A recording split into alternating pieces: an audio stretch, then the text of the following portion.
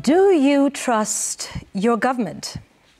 Do you trust them to always do what is right for you? And do you think they make decisions that are in your best interest? I ask this because from what we're seeing lately, I'm not sure how to answer that question myself. From Maisha number to affordable housing, social health insurance fund, even to the new university funding model. Adani taking over big deals in energy and the Jomo Kenyatta International Airport. Even with printing our own money in a faraway land. Remember the initial secrecy surrounding the identity of the German firm that had been awarded the tender? Let's even throw in the finance bills of 2023 and 2024. What do they all have in common? Public mistrust, doubt from the people of Kenya. Why? Well, look at how they're implemented. Most are rushed. The procurement processes towards their implementation are almost always initially shrouded in secrecy. The most common words you hear these days are restricted tendering, classified tendering, or direct procurement. And we're always given some reason for this lack of openness. Avoiding corruption, or like in the case of the money printing tender, we were told that it was classified procurement due to a looming stockout of currency notes. And these responses come after relentless questioning from the people. The information is hardly provided voluntarily by the government. In fact, government officials hardly take the time to speak to us, to involve us in these grand plans they have for us and our loved ones. Instead, they begin with denials, rebuttals, and then when they eventually admit it, they're on the defensive. Worse still, they're condescending. They know better than we do. We don't understand the economy. They do. And any questions are met with such resistance and offensive responses. Take, for instance, the Adani deal.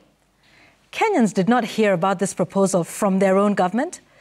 It took the relentless Nelson Amenya on the X platform to reveal that there was even such a deal in the offing. Response from government? Deny, deny, deny. Then it was followed by an attempt to silence him and anyone else who dared to speak of it.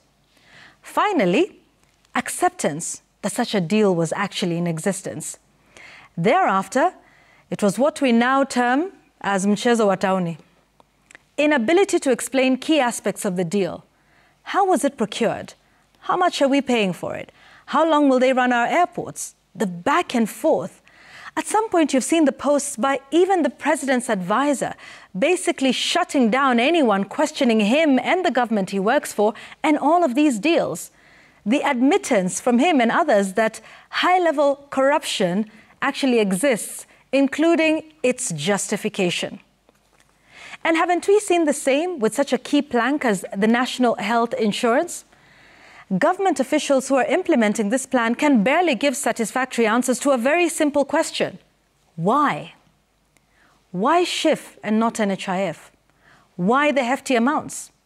Why register again? Why certain companies have been procured for the digital system? What is their mandate? I could go into the questions of the other projects, like the affordable housing one and its levy and how that came to be. But I know you know, because these are the questions that you have been asking. And the courts have then validated Kenyans' doubts and fears. The three words, unconstitutional, null and void, have rung loud in the last 2 years. Finance Act 2023, the appointment of CASs, SHIF laws, and the recent Privatization Act, all struck out for lack of public participation.